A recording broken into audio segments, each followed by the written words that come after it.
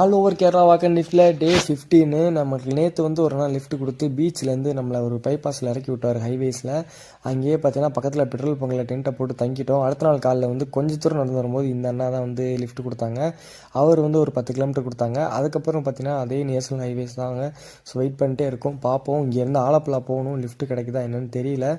So அதுக்கப்புறம் ரொம்ப நேரத்துக்கு அப்புறம் வந்துட்டு வெயில் நின்றுட்டே இருந்தேன். அப்புறம் பார்த்தீங்கன்னா இந்த அண்ணா வந்து நமக்கு லிஃப்ட் கொடுத்தாங்க. நம்ம வந்து கேட்டது லிஃப்ட்டு வந்து ஆலப்புழா, பட் அவர் வந்து கொல்லம் வரைக்கும் போகிறோன்னு சொல்லிட்டு நான் அங்கேயே ட்ராப் பண்ணிடுறேன்ப்பா அப்படின்னாரு. சரி நல்லதா போச்சுண்ணா அப்படின்னு சொல்லிட்டு ஏறிட்டேன். ஸோ அப்படியே போகிற வழியே பார்த்தீங்கன்னா ரன்னிங்லேயே வந்து ஆலப்புழாவில் அந்த போட் ஹவுஸ் எல்லாத்தையுமே பார்த்துட்டு போனேன். பட் என்ன ஒரு சின்ன மன வருத்தம்னா என்னால் இங்கே போய் நல்லா எக்ஸ்ப்ளோர் பண்ணி வீடியோ பண்ண முடியல. ஸோ நெக்ஸ்ட் டைம் நல்லா ஃப்ரீயாக பண்ணிக்கலாம் அப்படின்னு சொல்லிட்டு அப்படியே கிளம்பியாச்சு. ரன்னிங்லேயே அந்த போட் ஹவுஸ்லாம் பார்த்துட்டு போனோம். அதுக்கப்புறம் அதுக்கப்புறம் வந்து மதியம் சாப்பிட்டோம்.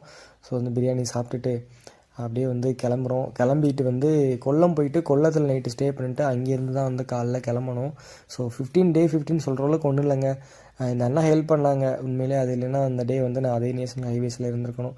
மற்றபடி பார்த்தீங்கன்னா இன்றைக்கி வேறு எங்கேயும் போகல. நைட்டு போய் ஸ்டே பண்ணிட்டு நாளைக்கு காலைல தான் அடுத்த வீடியோ